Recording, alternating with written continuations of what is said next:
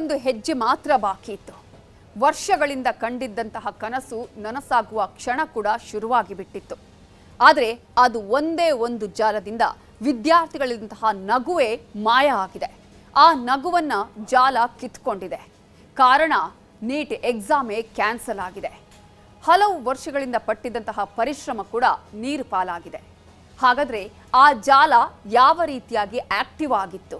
ಈ ಪ್ರಶ್ನೆ ಪತ್ರಿಕೆ ಸೋರಿಕೆ ಆಗಿದ್ದು ಹೇಗೆ?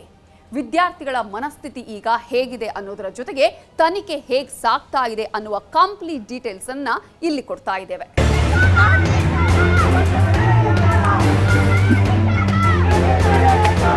ಧಿಕ್ಕಾರದ ಘೋಷಣೆಗಳು ಮೊಳಗಿವೆ. ಕೇಂದ್ರ ಸರ್ಕಾರದ ವಿರುದ್ಧ ವಿದ್ಯಾರ್ಥಿಗಳು ಮುಗಿಬಿದ್ದಿದ್ದಾರೆ. ಬಿಜೆಪಿ ನಾಯಕರ ಮನೆಗಳಿಗೆ ವಿದ್ಯಾರ್ಥಿಗಳು ಮುತ್ತಿಗೆ ಹಾಕ್ತಿದ್ದಾರೆ. ಕಾಂಗ್ರೆಸ್ ಅಂತೂ ದೇಶದಾದ್ಯಂತ ಹೋರಾಟಕ್ಕಿಳಿದಿದೆ. ಕೇಂದ್ರ ಸರ್ಕಾರದ ಮೇಲೆ ಕಾಂಗ್ರೆಸ್ ಕಾರ್ಯಕರ್ತರು ಸವಾರಿ ಮಾಡುತ್ತಿದ್ದಾರೆ. ಪೊಲೀಸರು ಬಂದು ತಡೆದರೂ ಸುಮ್ಮನಾಗಲ್ಲ. ಪೊಲೀಸರು ಅರೆಸ್ಟ್ ಮಾಡುತ್ತಿದ್ದಾರೆ ಎಂದರೂ ಬಿಡಲ್ಲ. ಕೇಂದ್ರ ಸರ್ಕಾರದ ವಿರುದ್ಧ ರಾಜ್ಯದ ಮೂಲೆ ಮೂಲೆಯಲ್ಲೂ ಆಕ್ರೋಶದ ಕಿಚ್ಚು ಧಗಧಗಿಸುತ್ತಿದೆ. ದೇಶದ ದಶದಿಕ್ಕಿನಲ್ಲೂ ವಿದ್ಯಾರ್ಥಿಗಳು ಲೀಕಾಸುರರಿಗೆ ಹಿಡಿಶಾಪ ಹಾಕ್ತಿದ್ದಾರೆ.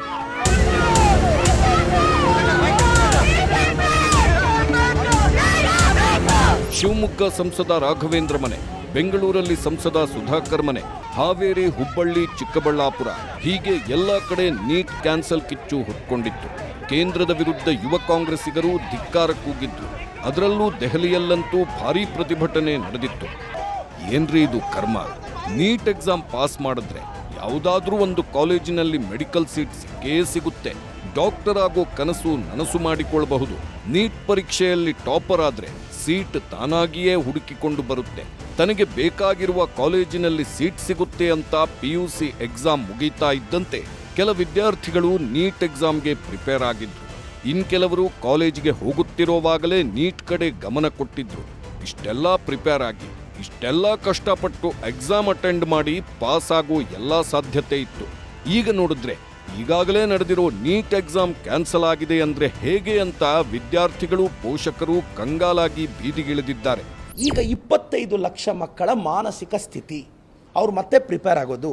National testing agency NEET exam conduct ಮಾಡೋಕ್ಕೆ 200 ಕೋಟಿ ಖರ್ಚು ಮಾಡಿದ್ರೆ ಎಕ್ಸಾಮಿನೇಷನ್ ಫೀಸ್ ಅಂತ ಅವರು 300 ಕೋಟಿ ಲಾಭ ಮಾಡ್ತಾರೆ. ಅಂಥ ಪ್ರಾಫಿಟ್ ಇರೋ ಆರ್ಗನೈಸೇಷನ್ನು ಒಂದು ಕ್ವಶನ್ ಪೇಪರ್ನ ಪ್ರಾಪರ್ ಆಗಿ ಎಕ್ಸಾಮ್ ಸೆಂಟರ್ಗೆ ತಲುಪ್ಸೋಕ್ಕಾಗಲ್ವಾ? ಯಾರನ್ನ ಹೊಣೆ ಮಾಡಬೇಕು? ನ್ಯಾಷನಲ್ ಟೆಸ್ಟಿಂಗ್ ಏಜೆನ್ಸಿನ ಹೊಣೆ ಮಾಡಬೇಕಾ, ಇಲ್ಲ ಕೇಂದ್ರದ BJP ಹೊಣೆ ಮಾಡಬೇಕಾ? ಗೆಸ್ ಪೇಪರ್ ಜಾಲ 10 ಲಕ್ಷ 20 ಲಕ್ಷಕ್ಕೆ sale. Nashik to 6 state paper leak ಆಗಿದ್ದು ಎಲ್ಲಿ?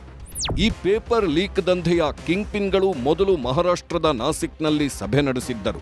ಅಲ್ಲಿಂದ ಕೇವಲ 1 ಪ್ರತಿಯನ್ನ ಹರಿಯಾಣಕ್ಕೆ ಕಳುಹಿಸಲಾಗಿತ್ತು. ಹರಿಯಾಣದಲ್ಲಿ ಈ ಪತ್ರಿಕೆಯನ್ನ 5 ವಿಭಿನ್ನ ಸೆಟ್ಗಳನ್ನಾಗಿ ಸಿದ್ಧಪಡಿಸಿ ಪ್ರತಿ ಸೆಟ್ನ 10 ಪ್ರತಿಗಳನ್ನ ಮಾಡಲಾಗಿತ್ತು. ನಂತರ ಈ ಪತ್ರಿಕೆಗಳನ್ನ ರಾಜಸ್ಥಾನ, ಕೇರಳ, ಆಂಧ್ರಪ್ರದೇಶ, ಜಮ್ಮು ಕಾಶ್ಮೀರ ಮತ್ತು ತೆಲಂಗಾಣ ರಾಜ್ಯಗಳಿಗೆ ಅಕ್ರಮ ಜಾಲದ ಮೂಲಕ ರವಾನಿಸಲಾಗಿತ್ತು. ರಾಜಸ್ಥಾನ ಪೊಲೀಸರ ವಿಶೇಷ ಕಾರ್ಯಾಚರಣೆ ತಂಡದ ಪ್ರಕಾರ ಪರೀಕ್ಷೆಗಿಂತ 15 ದಿನಗಳ ಮೊದಲೇ ಸುಮಾರು 410 ಪ್ರಶ್ನೆಗಳಿರುವ ಗೆಸ್ ಪೇಪರ್ ಒಬ್ಬನ ಕೈ ಸೇರಿತ್ತು. ಇದರಲ್ಲಿನ ಸುಮಾರು 120 ಪ್ರಶ್ನೆಗಳು ಕೆಮಿಸ್ಟ್ರಿ ವಿಭಾಗದಲ್ಲಿ ಬಂದಿವೆ ಎಂದು ಆರೋಪಿಸಲಾಗಿದೆ. ಈ ಪೇಪರ್ ಸೋಷಿಯಲ್ ಮೀಡಿಯಾದಲ್ಲೂ ಹರಿದಾಡುತ್ತಿತ್ತು. ಟೆಲಿಗ್ರಾಮ್ ಮೂಲಕ ಪ್ರಶ್ನೆ ಪತ್ರಿಕೆ ಹಂಚಲಾಗ್ತಿತ್ತು. ಅಂದ್ರೆ ಕೇವಲ ನೀಟ್ ಎಕ್ಸಾಮ್ ಹಾಳು ಮಾಡೋಕೆ ಹೀಗೆ ಪೇಪರ್ ಲೀಕ್ ಮಾಡಿರಲಿಲ್ಲ. ಬದಲಿಗೆ ಈ ಪೇಪರ್ ಲೀಕ್ ಹಿಂದೆ ಇದ್ದಿದ್ದೂ ದುಡ್ಡು. ಇಂದು ಪೇಪರ್ಗೆ 2 ಲಕ್ಷ ಪಡೆದು PDF ಮೂಲಕ ಪ್ರಶ್ನೆ ಪತ್ರಿಕೆ ಸೆಂಡ್ ಮಾಡ್ತಿದ್ರು. ದುಡ್ಡು ಬಂದ ಮೇಲೆ ಪಾಸ್ವರ್ಡ್ ಹೇಳ್ತಿದ್ರು. ಹೀಗೆ ಕೆಲವರ ಬಳಿ 10 ಲಕ್ಷ, 20 ಲಕ್ಷ, 30ರಿಂದ 40 ಲಕ್ಷ ತನಕ ಹಣ ಪಡೆದಿದ್ರು ಅನ್ನೋದು CBI ತನಿಖೆಯಲ್ಲಿ ಬಯಲಾಗಿದೆ. ಮತ್ತೊಂದು ಕಡೆ ಮೊದಲು ಪ್ರಶ್ನೆ ಪತ್ರಿಕೆ ಸೋರಿಕೆ ಆಗಿದ್ದೇಗೆ ಅನ್ನೋದು ಕೂಡ ಬೆಚ್ಚಿ ಬೀಳಿಸ್ತಿದೆ. NTA ಸಿಬ್ಬಂದಿಯಿಂದಲೇ ನೀಟ್ ಪ್ರಶ್ನೆ ಪತ್ರಿಕೆ ಸೋರಿಕೆಯಾಗಿರೋ ಅನುಮಾನ ಇದೆ. ನೀಟ್ ಪ್ರಶ್ನೆ ಪತ್ರಿಕೆ ಮುದ್ರಣವಾಗುವ ಪ್ರೆಸ್ನಿಂದಲೇ ಲೀಕ್ ಆಗಿರೋ ಸಾಧ್ಯತೆ ಇದೆ.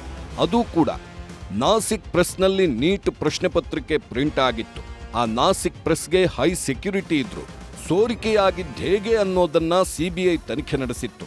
ಆಗ ಪ್ರಶ್ನೆ ಪತ್ರಿಕೆ ಮುದ್ರಣದ ವೇಳೆ ಪ್ರಶ್ನೆಗಳನ್ನ ಬರೆದುಕೊಂಡಿದ್ರು. ಕೈ ಬರಹದಲ್ಲಿ ಬರೆದಿರುವ ಪ್ರಶ್ನೆಗಳೇ ಮೊದಲು ಸೋರಿಕೆಯಾಗಿದೆ. ನಂತರ ನಾಸಿಕ್ನಿಂದ ಬೇರೆ ಬೇರೆ ಕಡೆ ಈ ಪ್ರಶ್ನೆ ಪತ್ರಿಕೆ ಹಂಚಿಕೆ ಮಾಡಲಾಗಿದೆ. ವಾಟ್ಸಾಪ್, ಇನ್ಸ್ಟಾ, ಟೆಲಿಗ್ರಾಮ್ ಮೂಲಕ ಹಂಚಲಾಗಿದೆ. ಪ್ರಶ್ನೆ ಪತ್ರಿಕೆಗೆ 2 ಲಕ್ಷದಿಂದ 30 ಲಕ್ಷದವರೆಗೂ ಹಣ ಪಡೆದಿದ್ದಾರೆ ಅನ್ನೋ ಬೆಚ್ಚಿ ಬೀಳಿಸುವ ವಿಷಯ ತನಿಖೆಯಲ್ಲಿ ಹೊರಬರ್ತಿದೆ. ಪರೀಕ್ಷೆ ಪೇ ಚರ್ಚಾ ಅಂತ ಹೇಳಿ ಮಾನ್ಯ ನರೇಂದ್ರ ಮೋದಿಯವರು ಪುಕ್ಷಟೆ ಪಬ್ಲಿಸಿಟಿಯನ್ನು ತಗೊಳ್ತಾ ಇದ್ದಾರಲ್ಲ, ಅದನ್ನು ನಾವು ಕಂಡಮ್ ಮಾಡಬೇಕಾಗುತ್ತೆ. Will have to hold him also responsible. Because ಅವ್ರಿಗೆ ತಗೊಳ್ಬೇಕಾಗುತ್ತೆ. ಮಕ್ಕಳ ಭವಿಷ್ಯದ ಮೇಲೆ ಆಟ ಆಡ್ದಕ್ಕ.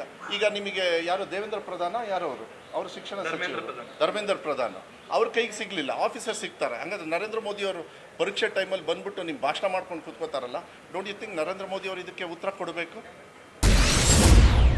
ಪ್ರಶ್ನೆ ಪತ್ರಿಕೆ ಲೀಕ್ ಗುಮಾನಿ ಇದ್ದರೂ NTA ನಿರ್ಲಕ್ಷ್ಯ ಯಾಕೆ? ನೀಟ್ ಎಕ್ಸಾಮ್ ಮೇ 3ನೇ ತಾರೀಕು ನಡೆದಿತ್ತು. ದೇಶಾದ್ಯಂತ ಮೇ 3ನೇ ತಾರೀಕು ವಿದ್ಯಾರ್ಥಿಗಳು ತಮ್ಮ ಭವಿಷ್ಯವನ್ನ ಬರೆದಿದ್ರು. ಆದರೆ ವಿದ್ಯಾರ್ಥಿಗಳಿಗೆ ಗೊತ್ತೇ ಇರಲಿಲ್ಲ, NTAಗೂ ಕೂಡ ತಿಳಿದಿರಲಿಲ್ಲ. ಮೇ 2ನೇ ತಾರೀಕು ಪ್ರಶ್ನೆ ಪತ್ರಿಕೆ ಲೀಕ್ ಆಗಿದೆ ಅನ್ನೋ ಅಂದಾಜು ಇರಲಿಲ್ಲ.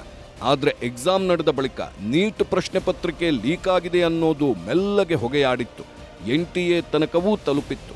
ಹೀಗಿದ್ರೂ NTA ಕೇರ್ಲೆಸ್ ಮಾಡಿಕೊಂಡು ವಿದ್ಯಾರ್ಥಿಗಳ ಭವಿಷ್ಯದ ಜೊತೆ ಚೆಲ್ಲಾಟವಾಡ್ತಾ ಅನ್ನೋ ಪ್ರಶ್ನೆ ಎದ್ದಿದೆ. ಈ ವರ್ಷ ಮೇ 2ರಂದು ಪ್ರಶ್ನೆ ಪತ್ರಿಕೆ ಲೀಕ್ ಆಗಿರೋ ಬಗ್ಗೆ NTAಗೆ ಮಾಹಿತಿ ಸಿಕ್ಕಿತ್ತು. ಮೇ 3ರಂದು 22.7 ಲಕ್ಷ ವಿದ್ಯಾರ್ಥಿಗಳು ಪರೀಕ್ಷೆಗೆ ಹಾಜರಾಗಿದ್ರು. ಮೇ 6 ಸಂಭಾವ್ಯ ಪ್ರಶ್ನೆ ಪತ್ರಿಕೆಗೆ ನೈಜ ಪ್ರಶ್ನೆ ಪತ್ರಿಕೆ ಸಾಮ್ಯತೆ ಬಹಿರಂಗ ಆಗಿತ್ತು. ಮೇ 7 ಪ್ರಶ್ನೆ ಪತ್ರಿಕೆ ಲೀಕ್ ಆಗಿದೆ ಅಂತ NTAಗೆ ಮೇಲ್ ಮೂಲಕ ಶಾಕಿಂಗ್ ವಿಷಯ ಸಿಕ್ಕಿತ್ತು. ಇದಾದ ಬಳಿಕ ಲಾ ಅಂಡ್ ಎನ್ಫೋರ್ಸ್ಮೆಂಟ್ ಏಜೆನ್ಸಿಗೆ ಮಾಹಿತಿ ಖಚಿತ ಮಾಡಿಸಲು NTA ಸೂಚನೆ ನೀಡಿತ್ತು. ಆಗ ಪ್ರಶ್ನೆ ಪತ್ರಿಕೆ ಸಾಮ್ಯತೆ ಮತ್ತು ಲೀಕ್ ವಿಚಾರದ ಖಚಿತತೆ ತಿಳಿಯಲು ಮುಂದಾಗಿದ್ರು. ಲೀಕ್ ಆರೋಪದ ಮೇಲೆ ರಾಜಸ್ಥಾನ ಪೊಲೀಸರು ತನಿಖೆ ನಡೆಸಿದಾಗ ಮೇ 11ರಂದು ಪ್ರಶ್ನೆ ಪತ್ರಿಕೆ ಲೀಕ್ ಆಗಿದೆ ಅಂತ ಖಚಿತಪಡಿಸಿದ್ರು. ಇದಾದ ಬಳಿಕ ಮೇ 12ರಂದು ಕೇಂದ್ರ ಸರ್ಕಾರದಿಂದ ನೀಟ್ ಪರೀಕ್ಷೆ ರದ್ದು ಮಾಡಲಾಗಿತ್ತು. CBI ಲೀಕಾಸುರರ ಜಾಲ ಭೇದಿಸಿ ಒಳಗೆ ಇಳಿದಿದೆ. ಇಂಚಿಂಚು ಮಾಹಿತಿ ಕಲೆ ಹಾಕಿ ಲೀಕಾಸುರರನ್ನ ಬಂಧಿಸೋ ಕೆಲಸ ಮಾಡುತ್ತಿದೆ. ಈ ನಡುವೆ ಪೋಷಕರು ಹಾಗೂ ವಿದ್ಯಾರ್ಥಿಗಳಿಗೆ ಕೌನ್ಸಿಲಿಂಗ್ ಅಡ್ಮಿಷನ್ ಪ್ರಕ್ರಿಯೆ ವಿಳಂಬವಾಗುವ ಭೀತಿ ಇದೆ. 22 ಲಕ್ಷ ವಿದ್ಯಾರ್ಥಿಗಳ ಶೈಕ್ಷಣಿಕ ಬದುಕು ಅತಂತ್ರಗೊಂಡಿದೆ. ತಮ್ಮದಲ್ಲದ ತಪ್ಪಿಗೆ ವರ್ಷವಿಡೀ ಓದಿದ್ದು ನೀರಲ್ಲಿ ಹೋಮ ಆದಂತಾಗಿದೆ. NTA ಮುಂದೇನು ಮಾಡುತ್ತೆ, ಯಾವಾಗ ಪರೀಕ್ಷೆ ಮಾಡುತ್ತೆ ಅನ್ನೋ ಟೆನ್ಷನ್ನಲ್ಲಿದ್ದಾರೆ. ಇತ್ತ NTAನಿಂದ ಪದೇ ನೀಟ್ ಪ್ರಶ್ನೆ ಪತ್ರಿಕೆಗಳು ಲೀಕ್ ಆಗಿದೆ. 2016ರಲ್ಲಿ ಮೊದಲ ಬಾರಿಗೆ ಪ್ರಶ್ನೆ ಪತ್ರಿಕೆಗಳು ಲೀಕ್ ಆಗಿತ್ತು.